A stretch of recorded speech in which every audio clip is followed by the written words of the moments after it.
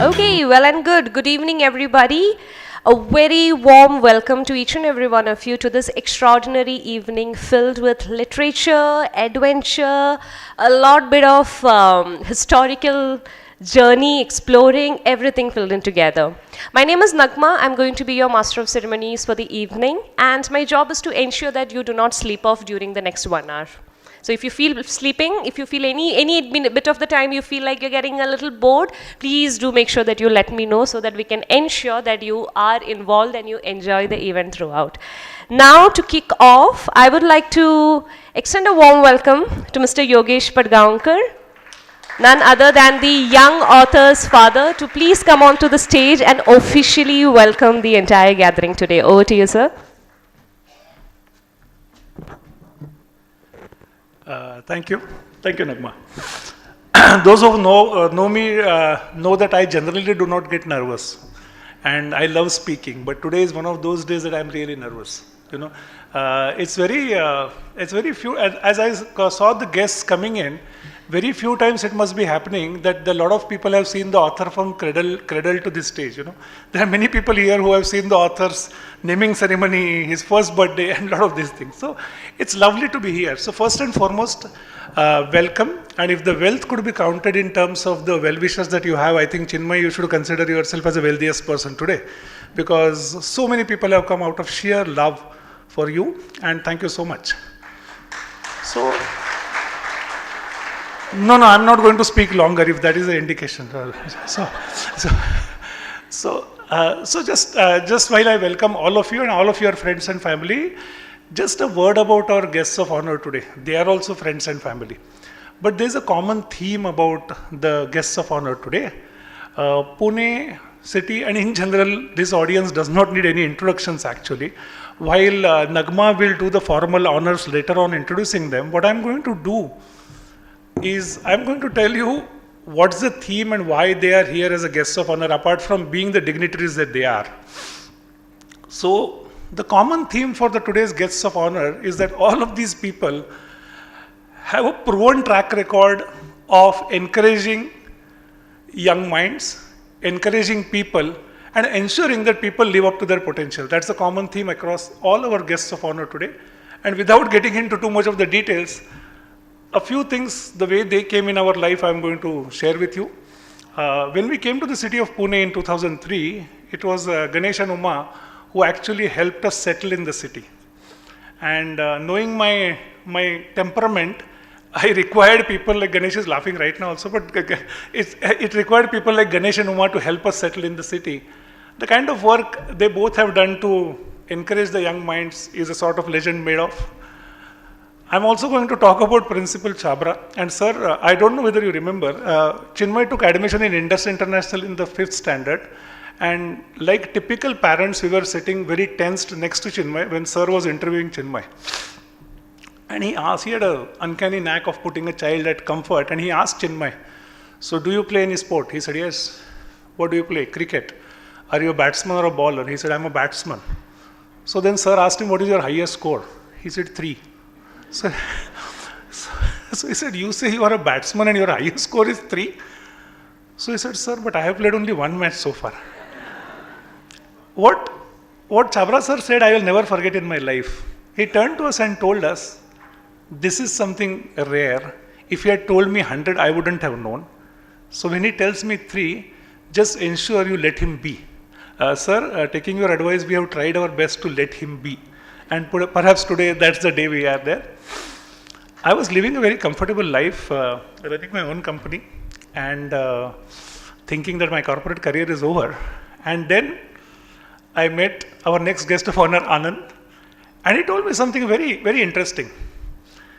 I was at a stage of life when I wanted to work with people I want to work. And he said, we don't do anything wrong. Very few people in the corporate can actually stand up and say like that. And Anand's track record again is encouraging the young minds, very selflessly encouraging the entrepreneurs of this city, is well known in the city. So what we thought is that we just took the liberty of knowing all 4 of you. And we said, let's take a chance and invite all 4 of you as a guests of honor, more to pamper our kid for his second novel. And that's what it is, if you ask me. and I'm not going to make any big deal out of it. So it's our parents trying to pamper the kid, and all four of you agreed to be here. There are many other people who have come out of sheer love and pampering the kid, and that's what the ceremony is all about. Many of you I have seen taking Chinmay's autograph on the book. Chinmay, just remember that you please take back their blessings when they are taking your autograph, and don't forget to do that. That's what this ceremony is all about. Without further ado, what I'm going to do is that I'm going to call Nagma. Nagma is the CEO of Foster Reads, and they have an amazing mission in life. In today's world, they have a mission in life to ensure that people have more and more passion to read. And that's why the Foster Reads. So Nagma, thank you so much for hosting this for us, and over to you. Thank you so much, sir. Now,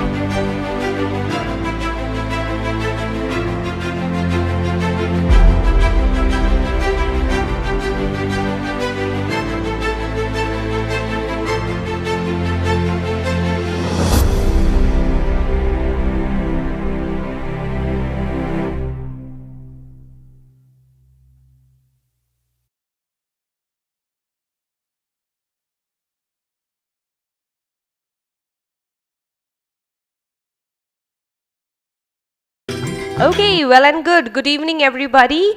A very warm welcome to each and every one of you to this extraordinary evening filled with literature, adventure, a lot bit of historical journey, exploring, everything filled in together. My name is Nagma. I'm going to be your master of ceremonies for the evening, and my job is to ensure that you do not sleep off during the next 1 hour.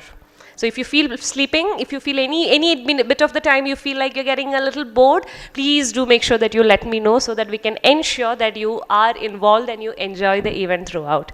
Now to kick off, I would like to extend a warm welcome to Mr. Yogesh Patgaonkar, none other than the young author's father, to please come onto the stage and officially welcome the entire gathering today. Over to you, sir. Thank you, Nagma. Those who know me know that I generally do not get nervous, and I love speaking. But today is one of those days that I'm really nervous. You know, it's very few. As I saw the guests coming in, very few times it must be happening that a lot of people have seen the author from cradle to this stage. You know, there are many people here who have seen the author's naming ceremony, his first birthday, and a lot of these things. So it's lovely to be here. So first and foremost, welcome. And if the wealth could be counted in terms of the well-wishers that you have, I think, Chinmay, you should consider yourself as the wealthiest person today, because so many people have come out of sheer love for you, and thank you so much. So, no, I'm not going to speak longer if that is the indication. So just while I welcome all of you and all of your friends and family, just a word about our guests of honor today. They are also friends and family. But there's a common theme about the guests of honor today. Pune city, and in general, this audience does not need any introductions actually. While Nagma will do the formal honors later on introducing them, what I'm going to do is I'm going to tell you what's the theme and why they are here as a guest of honor, apart from being the dignitaries that they are. So the common theme for the today's guests of honor is that all of these people have a proven track record of encouraging young minds, encouraging people, and ensuring that people live up to their potential. That's the common theme across all our guests of honor today. And without getting into too much of the details, a few things, the way they came in our life, I'm going to share with you. When we came to the city of Pune in 2003, it was Ganesh and Uma who actually helped us settle in the city. And knowing my temperament, I required people like Ganesh is laughing right now also, but it required people like Ganesh and Uma to help us settle in the city. The kind of work they both have done to encourage the young minds is a sort of legend made of. I'm also going to talk about Principal Chabra. And sir, I don't know whether you remember, Chinmay took admission in Indus International in the 5th standard. And like typical parents, we were sitting very tensed next to Chinmay when sir was interviewing Chinmay. And he had an uncanny knack of putting a child at comfort. And he asked Chinmay, so do you play any sport? He said, yes. What do you play? Cricket. are you a batsman or a bowler? He said, I'm a batsman. So then sir asked him, what is your highest score? He said, 3. So, so he said, you say you are a batsman and your highest score is 3? So he said, sir, but I have played only 1 match so far. What Chabra sir said, I will never forget in my life. He turned to us and told us, this is something rare. If he had told me 100, I wouldn't have known. So when he tells me 3, just ensure you let him be. Sir, taking your advice, we have tried our best to let him be. And perhaps today, that's the day we are there. I was living a very comfortable life, running my own company, and thinking that my corporate career is over. And then I met our next guest of honor, Anand, and he told me something very, very interesting. I was at a stage of life when I wanted to work with people I want to work. And he said, we don't do anything wrong. A very few people in the corporate can actually stand up and say like that.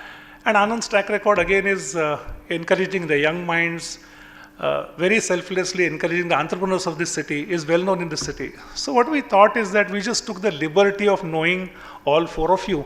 And we said, let's take a chance and invite all 4 of you as a guests of honor, more to pamper our kid for his second novel. And that's what it is, if you ask me. And I'm not going to make any big deal out of it. So it's our parents trying to pamper the kid, and all 4 of you agreed to be here. There are many other people who have come out of sheer love and pampering the kid. And that's what the ceremony is all about. Many of you I have seen taking Chinmay's autograph on the book. Chinmay, just remember that you please take back their blessings when they are taking your autograph, and don't forget to do that. That's what this ceremony is all about. Without further ado, what I'm going to do is that I'm going to call Nagma. Nagma is the CEO of Foster Reads, and they have an amazing mission in life. In today's world, they have a mission in life to ensure that people have more and more passion to read. And that's why the Foster Reads. So Nagma, thank you so much for hosting this for us, and over to you. Thank you so much, sir. The man of the hour. I would like to invite, without further ado, our young author, Chinmay, onto the stage. We would like to really understand Chinmay as an author, because I'm very sure that a lot of you know Chinmay from I don't know, from the time he was born. You see. Okay, my first question to you, Chinmay. The book that you've written, Ashoka's Secret, it's a lot of history, right? There's a lot of history in it. There's a lot of deep diving into the old age kings, the old age war and everything. Where did you get this entire inspiration about, or the inspiration to pick up such a big topic and such a rare topic, I would say? Because a lot of other topics we keep seeing, if it is mythology also, today it's very common. But then why history? What was your inspiration behind that? So, firstly, thank you so much for being here. I'm really grateful for your presence. And to begin with, I think the reason I got so involved in history is because of my sister, Janvi, my elder sister, who is an archaeologist. And just the dinner table conversations about history and, just history 101 and every single intricate detail that she mentions about history on the dinner table, really, it inspires me, and that is something that has been the reason for me to take up history. So that is why Ashoka's Secret is also based around. So it is based around history, and the protagonist of the book, Ananya, who's also the character, is named after my cousin, who's right here. So the character, who's a PhD scholar, is inspired a lot by my sister and her passion for history. Interesting. How much are you missing your sister right now? Very much. On a scale of 1 to 10, I think 30. You rarely get a chance to stand in front of a big crowd and then give a message to somebody. Is there a message that you want to... Oh yeah, is there a message you want to give to the camera over there? To your sister? Please read the book and give me a review. Got it. So now again, coming to history, there could be a lot of topics which we very commonly know about. Like even a student who's not very fond of history, a lot of names are very common. But Ashoka is not something that we on a very regular basis discuss about. Yeah, we all know the Ashoka symbol and everything because it's there on our coins, on a regular basis. We keep seeing it everywhere. But then from a what happened during the Kalinga War or Ashoka as a king, it's not something that we regularly hear about. So why Ashoka? Why not any other topic from history? Ashoka, well, I mean, the one aspect of Ashoka that has been caught in the story is that there's this conspiracy theory that after the Kalinga War, Ashoka, who was completely devastated by it, he converted to Buddhism because it is all about peace and harmony. So after converting to Buddhism, he created this secret society called the Nine Unknown, preserving 9 different areas of knowledge, from alchemy to microbiology to communication to propaganda, and all the 9 subjects. So the purpose of this secret society was to preserve and update these 9 manuscripts over time and reveal it only at the right time. So that aspect, assuming that this conspiracy theory is true, I have taken that aspect and connected it to modern India, where there's this PhD scholar who's researching on Ashoka and his secret society. While I'm so excited to talk about it, I think I want to leave the audience and the readers to find it out in the book. That's the indication that you have to go back and read the book. Well, you've been talking about a lot of history, a lot of difficult terms, and a lot of things that happened in the past. I'm sure you would have had a lot of research process while you were trying to write this book, right? So can you tell us a little bit about your writing process? Right. So before I get into my writing process, I always I find a story and write on it. I usually have a certain sense of interest. So, for example, to talk about my first book, The Last 21 Hours, I was really interested in this, FBI theme, crime thriller, and I read this book called Shall We Tell the President by Jeffrey Archer, and it was the first book that I actually completed in one sitting. So that interested me to research a lot about that, about US and crime and FBI and stuff like that. Similarly, my sister inspired me to find an interest in history, especially ancient Indian. So I knew the theme in the background of the story, but when it comes to the writing process, when I jump into that, I have this notebook where I write every idea for a plot, which is a one-pager. So I wrote the one-pager plot of the story, and then I go into thinking about how the story starts and how it ends. So now when I have the idea that how it starts and how it ends, I just find a way to connect the dots, which I do it and I do that on an Excel sheet. So chapter 1, what's happening and the characters involved and stuff like that. Similarly, in that very same Excel sheet, I have the list of books and sources that I have to refer to, and that is how my writing process goes. So I'm writing and researching kind of at the same time. Aspiring writers from the audience, you know for a fact you can go back to Chinmay for your advice in future when you're writing your book. Okay, coming back. Well, in the book, for those of you who haven't read the book so far, I've read the book. I'm one of those lucky people who already read the book before the launch. So in the book, the characters are traveling to various places, starting from Tibet, they are in Dharamshala, they are in New Delhi, there are incidents happening abroad, there are a lot of places that is covered. So while you were writing, how did you manage these incidents happening in different places? Did you visit these places?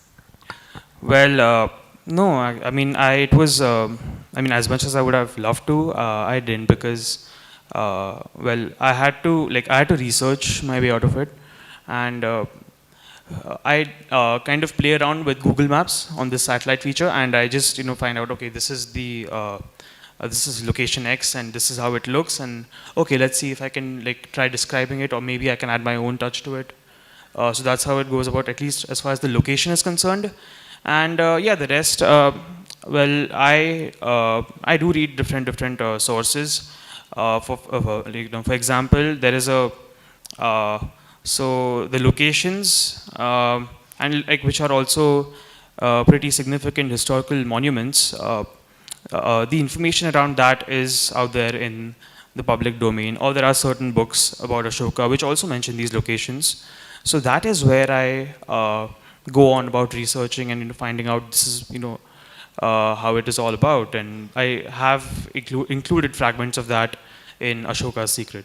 So where do you find your information from? Like you were telling, you were searching. There's a lot of historical facts you've added. I'm sure even though the book is actually a fiction, you definitely would have had make a lot of references, right? So where exactly were your sources? I'll have to remember, but yeah, I've mentioned different sources that I've referred to in the bibliography. So yeah, sources like even if it like documentaries or YouTube videos, travel videos, and like of these monuments, or different news articles, different books are my they were all my sources. I'm sorry, I can't really remember them, but they're there in the bibliography section of the book towards the end. Thank you so much. Next, I have an interesting questions which I'm sure Chinmay's teachers are going to be very interested to listen to the answers.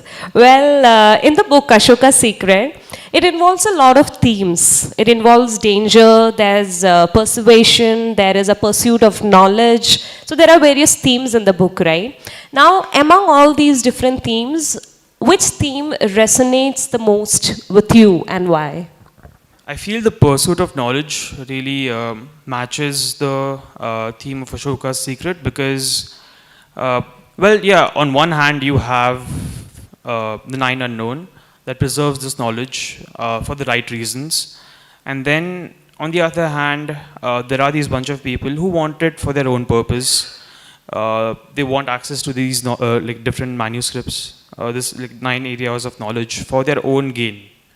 So just the good and evil thing around that is something that I feel really matches with the pursuit of knowledge part, because there are, on one hand, the pursuit of knowledge is in a positive way, while there's the pursuit of knowledge for a negative sense of ambition. Interesting. Well, you've just spoken again about the nine unknown. So they are also the different characters in the book. So can you tell us a little bit more about the different characters in the book, and what was your process while building each of these characters? So there is this one character who is inspired by my grandmother, my nani, who's present over here, and like she's probably an example of one of the characters. Then there is then the different characters that are present are probably inspired by the like the people around me probably, or maybe the inspiration from different books for certain characters, especially the villain. I mean, I really loved building the bad guys, because the kind of like the bad guy defines the good guy or the good girl actually. So that is something that I really enjoy writing the villain. Interesting. Do you have a process in which how you create a character? Like if you know this is the kind of storyline that you need, and you know you need one person who needs to take up this role, how do you define that character? What is your process like? How do you start building that character? Yeah, so when I'm writing like a proper manuscript, I have a different Word doc opened where it is all about the characters. So it includes everything about them. For example, if Ananya as a character is concerned, I'll mention, so she's a PhD scholar, who she is as a person, probably a zodiac sign, her favorite food, and yeah, different nuances about each character. And writing that part is something I really like I really enjoy. So I don't include it in the manuscript while writing it. I write it on a separate document, and certain fragments can be mentioned in like certain parts of the book. Does any of the characters in the book resemble you? No, not really. I like to be. I like to think that I'm the spectator in the book. Oh, okay, good, done, got it. Well, in the novel, you're spanning around different locations, different situations, different kind of emotions and everything. So, is there any particular instance or a scene from within the book that is your favorite? If you have, then why? I feel, well, if you ask me honestly, the entire book is my favorite. But the action scenes and the different, the description of the action scenes kind of build the anxiety even in my head when I'm reading it. And also, like the historical part of it is something I find really interesting because, like, hey, wait, I researched this and I'm also including it here. So that is something I really like. I really get excited about when I'm reading it and also writing it. Nice, interesting. Well, I'm sure people seated here today know that Ashoka's Secret is not your first book. You have a published book before that. Now, what do you think personally that from your first book to the second one, Ashoka's Secret, how have you evolved as a writer? I think so. The first thing that I have really observed in both the books is that one thing that I've really learned over the process of after finishing the last 21 hours to now finishing Ashoka's Secret is that a lot of patience is required to write, then edit, then publish it. So that is one thing that is very important. And also, I think I have learned how to include the necessary and the relevant parts. So, for example, the very first draft of Ashoka's Secret had 68 chapters, and before sending it for the editorial process, I read the manuscript and I removed 50% of the chapters. And I thought that, and while it was very challenging for me to remove them, so it's better to keep my writing a lot more crisp and concise and like straightforward. So that is one thing, and that is a very important insight for me during my writing process. Thank you for sharing that. Now, this part was about how you evolved as a writer. But what do you think personally? How has a journey of spending time with yourself, spending time with a lot of research, spending time within your own mind, trying to gather thoughts, penning them down, rereading them, correcting them, editing them, again, like you said, deleting some of those parts. Has this impacted you personally? I think removing 50% of the chapters, it was very challenging for me because I was like, okay, I have put so much research into this, so much time into this, and I'll be very honest here, I was also quite disappointed when I removed those chapters, but then I kind of viewed the whole process as a reader, or at least from a third person's perspective, and I thought that, okay, as a third person, I see that this is not really making any sense. So it is good for the story to, let go of the chapters that don't make any sense or are not adding any relevance. Interesting. I think personally also you can say that you have evolved as a person. Great. Coming to some fun questions. If there is any character in your book who you can go on a coffee date with, let's not call it a date, go on a coffee with, who would that be and why? You'll have to tell us why exactly, what characteristic of that person do you like so much that you want to go on a coffee with that person? So, I think I would really, have a cup of coffee and chat with this character named Mark Tanner, who's a very cool guy, and who's also the villain, you might add. yes, and also another character named Richard. So I'll spend time with them, chat with them. They seem so because I really liked writing them because they were the antagonists and the bad guys. So I'd probably chat with them and I'll probably tell them maybe there's no harm in being a good person. You might want to switch sides. So yeah, that is so those two people. You I'll want to convince go them. on a coffee with them so that you change their mind to be on the good side for your next book. Yeah, I'll be like, bro, this is, it's not really working for you. So yeah, you might as well be a good person. Okay, done. Okay, done. Thank you so much. Well, if you could get the blessings of being able to travel, you've written a historical fiction, right? If you have, tomorrow you wake up in the morning and you have a wish granted that you can go back to any time, future, past, anywhere, what period of time would you want to go back to or go forward to, and why? I have a list. Okay, maximum 2, please. Two, okay. I'll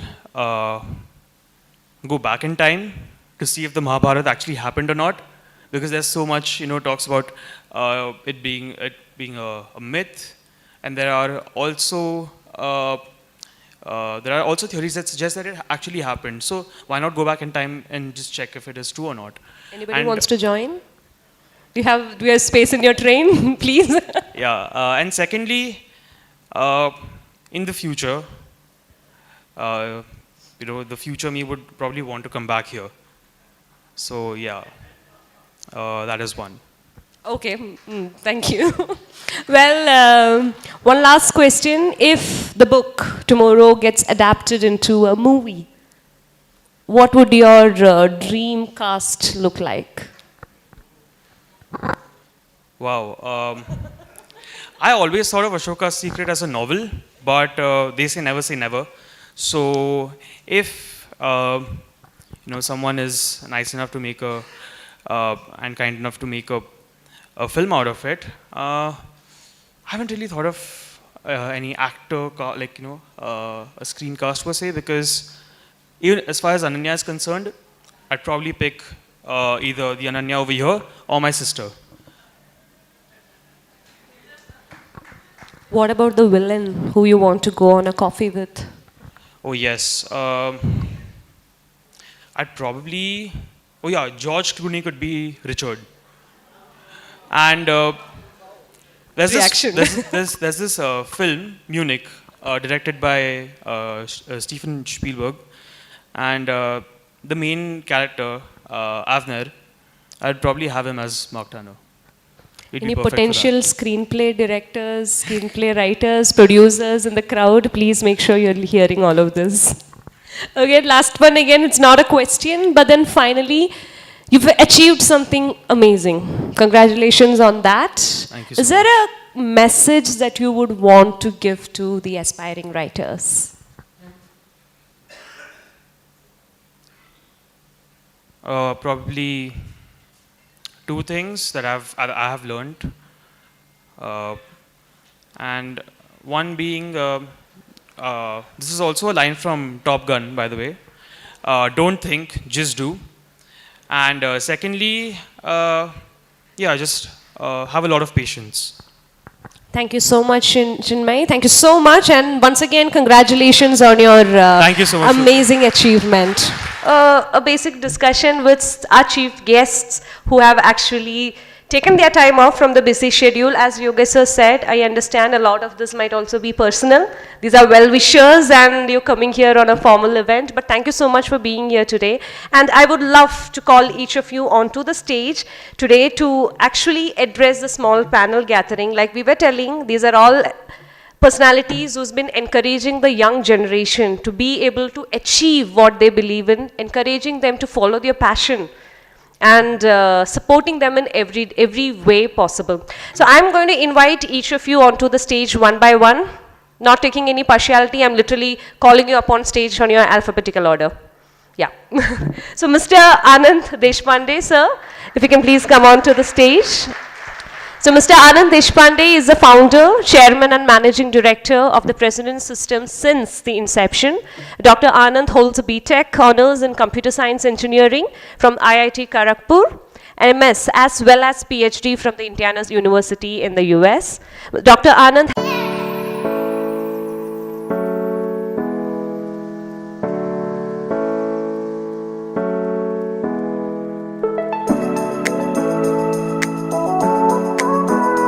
Yeah, what a wonderful occasion. So first of all, hearty congratulations to Chinmay, Pallavi and Yogesh. As Yogesh mentioned, we are really delighted and privileged to be part of this wonderful moment because we have seen Chinmay literally from the time he was born. So really thrilled to be here today. So this question Yogesh posed, micro-learning, how relevant it is, books, have they really gone out of, have they become obsolete? So my thinking here would be that micro-learning has really taken the world by storm. So nothing can really stop micro-learning. Micro-learning is definitely relevant when you are very clear about a topic that you just want to know. You completely, you just want to get a summary and you do not have time, or you're just getting introduced to it for the first time, or you just want to refresh. Micro-learning is really useful in that context. But when you really want to get to know a subject in detail, you want to have the context, and you want learning typically a subject in depth would mean that you need to go deep and be able to absorb the contents, have the context, sometimes move in different directions as well, because that also brings in a clearer perspective. And that's where books will always remain relevant. And that's where books will play a major role in terms of enabling us to think, and innovation, ideation, all of that piece, keep hearing about. Those facets, if we have to really nurture, books are extremely going to be, continuing to be relevant in the days to come. To all esteemed guests, just feel free to express your opinion, add to your points about what should the young people do in today's world where the information is so much. So just feel free. Right. First of all, I'd like to congratulate Chinmay and to the proud parents, for his accomplishments. As an educator, there is nothing more excel beyond what is mandated. People come to school and do their education. That's mandated. But what he's doing is not mandated, and that gives you a great amount of satisfaction.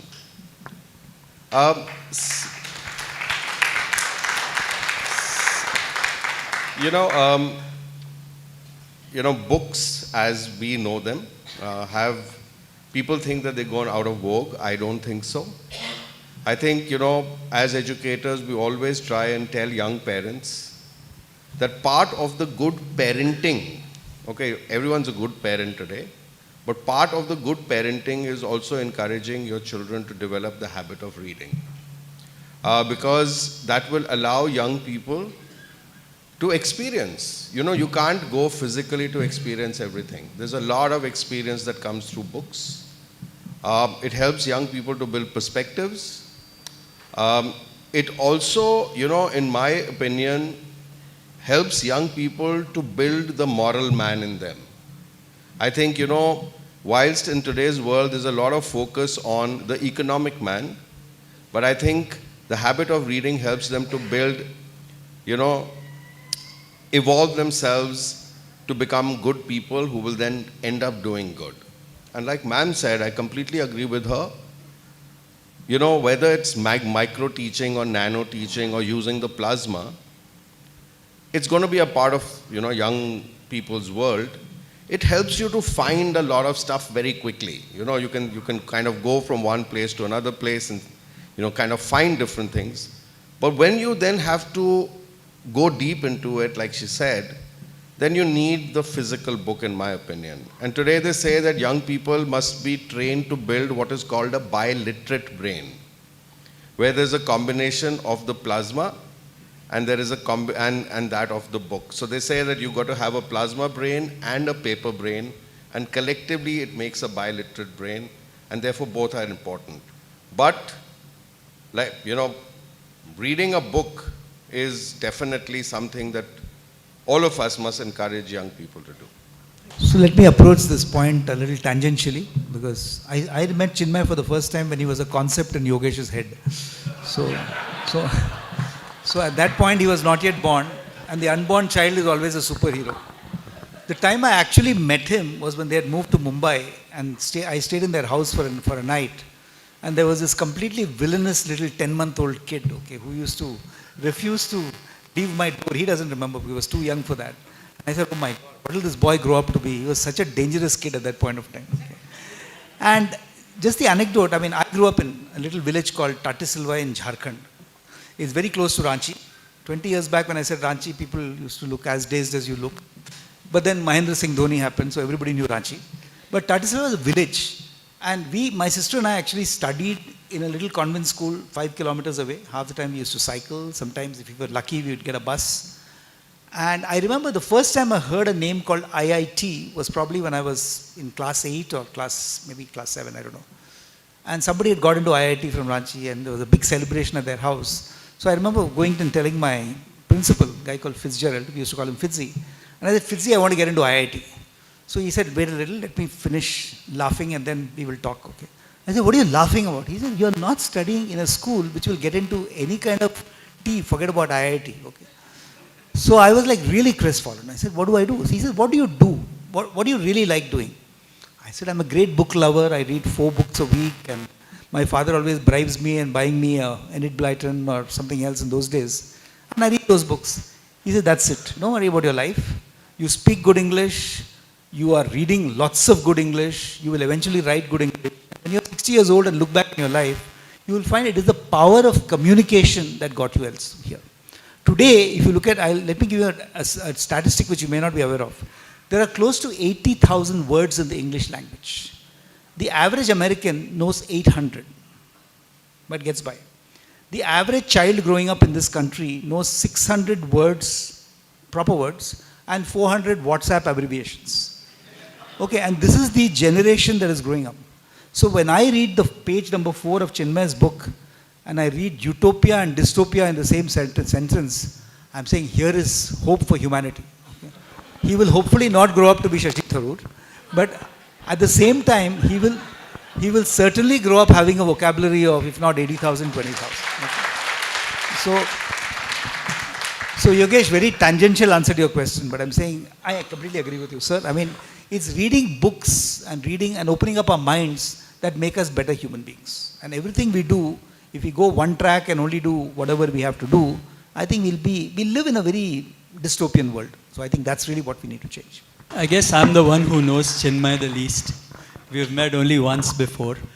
But let me congratulate Chinmay, his parents, Pallavi and Yogesh, and also his sister, who seems to have had a big role to play in this book.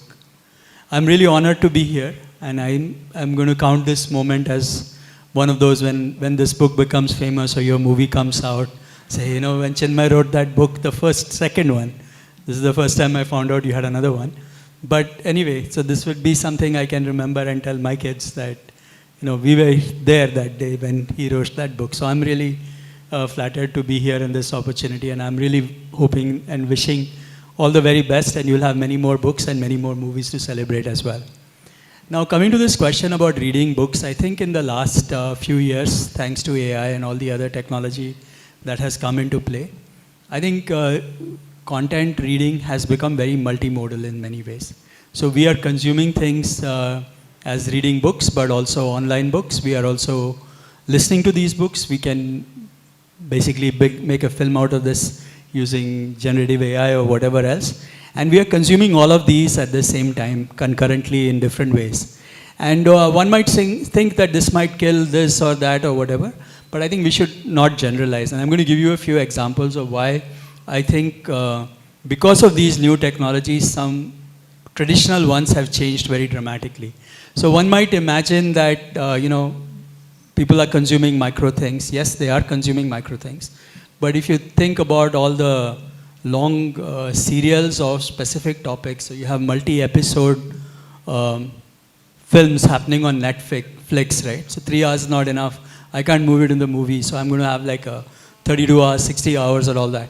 So one would have imagined, why would anybody watch them? But they seem to be very popular. On the other hand, you look at cricket, for example, you might say T20 is going to kill test match cricket. But if you look at the new test match cricket, it's all T20 driving next generation of test match cricket really happening in a big way. If you look at AI and say, chess can beat every human, every AI can beat all the human players. And what is there to play anymore, because AI is going to kill all chess. But actually, if you think about chess and what's happening in chess right now, AI has completely transformed how we play chess. And the chess has become far more interesting today than it used to be before. So like this, I believe that technology and all the other things that are coming in, we should not generalize that the world is going to go micro or whatever else. Depends on the context. We would go do many things concurrently at the same time. This book will be available in written textbook format. It will be also audibly available. Automatically you would be able to translate to all the languages because that's available now. And with his generative AI stuff and all the Sora and other things that are coming in, I'm sure you'll generate a movie out of this very quickly as well. And it would look very cool and people will consume what is appropriate. So I think we are going to see a next generation of how we learn, how we write, how we create content. And these are all good steps, and I would not say this or that. I think it's all of those is how we look at things. And I think, Chinmay, you are at a very interesting time now. You are just starting out your career, and there's a lot of different things that are available to you as tools to write the next brilliant, I wouldn't call it book, but whatever you call it. Thank you, thanks. My next question and a quick comments, because I know all of you manage multiple things at the same time. Okay, and there are a lot of my younger friends, and I'm pretending to ask this question on their behalf, but actually this is my question also. How do you manage to do so many things in a day? Because I have known you, and I have seen sir professionally, but I have seen sir managing one kid at home is tough. And the way he's always calm and cool, and with all those people around, I don't know how you do. So what is your advice on how do you really maintain what you want to do? And what's your quick take on that? I mean, just secret. Actually, to answer this question, we don't have to really go very far. Just look at the book that Chinmay has produced. He has to obviously be attending school, and he is at that juncture where he has to think about his future. There will be several submissions and other commitments in the school as well. And then he has still managed to produce a phenomenal book. Well, there are some controversies on those topics. That's why I said, let me ask this question. Okay. And what is really, I have read this book from the cover page to the last page. So I can tell you that even right from the page of acknowledgements, where he has spent quality time thinking about how his sister has inspired to write the book, to the end of the book, if you were to look at the references, it's mind-boggling. The range of references he has cited. When you actually do, Anand, Ganesh would also agree, those of us who have had to spend quite a bit of time creating our thesis, the way we will have to actually bring up the references, that's a kind of diligence he has actually showed in this book, referring to many of those books, articles, videos, and so on and so forth. So he also spoke about these multiple characters and how he has planned various chapters using Excel sheet. So essentially, time management and making sure that detailing, observing each of the character, observing other people that he interacts with, and making sure that those characters really come to life. It's really a pleasure to read all of those characters come alive through this book.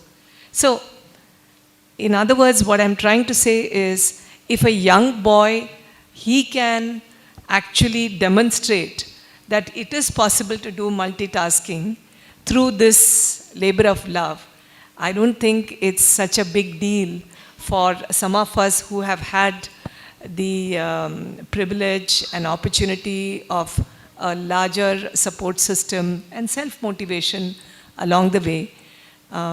So that'll be my answer to your question, Yogesh. Again, I'm going to talk it from, a student's perspective and an education perspective. I think a couple of things. One is that, identify your 20%.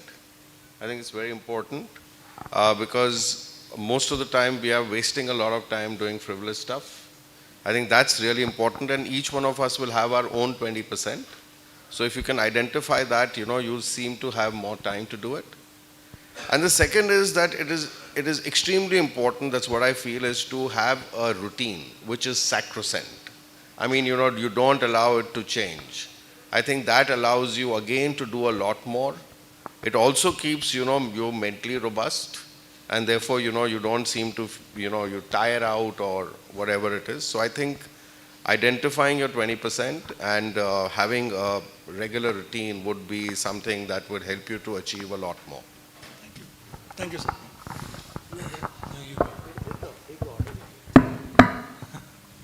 No, so I'm going to be very short. I think it's about writing things down and being diligent about the activities that you are doing, make a list.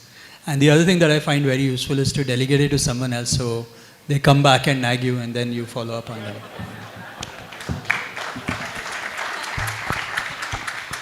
What is the question? Ganesh, the question is especially for you. You do so many things in a day. How do you do that? It's a simple question. Let me simplify the question. No, honestly, and sorry if there are any impressionable young minds whom I'm going to pollute, you have to have fun every minute. I mean, life is too short for us to get too serious about life.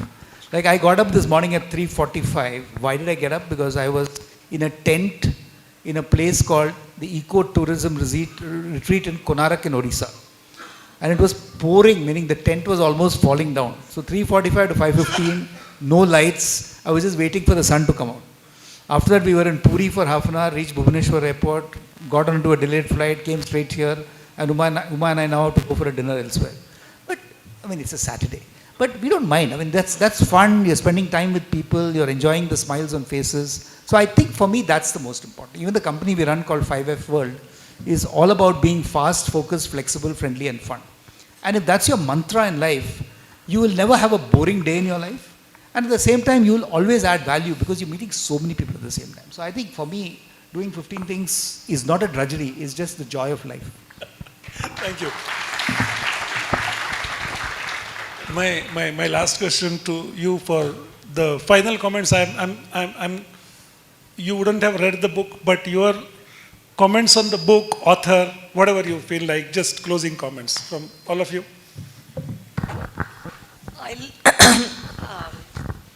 Since I've read the book completely, I like to quote couple of examples from the book where Chinmay has actually. Thank you so much. I hope you all know that we still have books available for all of you who are extremely curious to pick up the books and read or start the habit of reading. Today we've listened a lot about how important reading is. So you can pick up the book for yourself, for your kids, girlfriends, boyfriends, parents, whoever you wanted to, but make sure you pick up a book today and encourage somebody to actually start reading. Now, finally, we are slowly coming to the end of the evening, and I would like to call upon Mrs. Chinmay Patgaonkar onto the stage to officially give away the vote of thanks.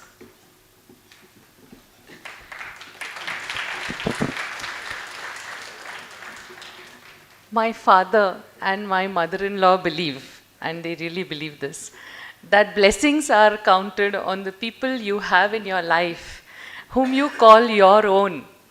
So today we are totally blessed to have all of you, and it's like a moment that will be treasured all our lives. So thank you so much for being here. I start my gratitude, and we are incredibly grateful to our esteemed guests of honor. Thank you so much. I mean, this is like a dream come true. Something that we would have only wished for, but seeing it in reality was like, it reminds me of the song in My Fair Lady. I could have danced all night and have wished for more. So thank you so much for being there. Dil se thank you. To our august audience, and that has our wonderful family which we are blessed with, who've really come here from everywhere. A special thank you to our grandparents, Ajji Azoba, who are here to bless Chinmay. Sorry, he's now 16-year-old, so I need to call him Chinmay. But yes, it means a lot, and your blessings mean a lot. To our dear friends who are a treasure trove for us because they are the highlight of our lives, thank you so much for being such a wonderful part of our journey, and thank you for being here to bless Chinmay. A special mention to his teachers who are here for their patience, for their faith, and for at many a times calming an anxious mother when he was at his notorious best. So thank you, dear teachers. Your support is always valuable. To Chinmay's friends, guys, we really love you. Thank you for being here, and you are an absolute blessing in his life. To our publishers, New Voice and Hub Hawks, Leslie sir, who've come here especially for this event, Kevin, Kiran, Vinny, Abhishek, Abhijit, all of you, we miss you here today, but thank you so much. This wouldn't have been possible. To Foster Reed's Nagma, she's such a wonderful and lovely person, and she's now Chinmay's buddy. So thank you, dear Nagma. You really light up any occasion. Thanks a lot. To Simon & Schuster for encouraging the young author. And to each one of you, to PYC, yes, and to each one of you present here, many thanks for your gracious presence, and to the Almighty, and to our Sadguru Mangalnath Maharaj for his blessings that guide our journey of life. Once again, thank you so much, and have a lovely evening. Thank you.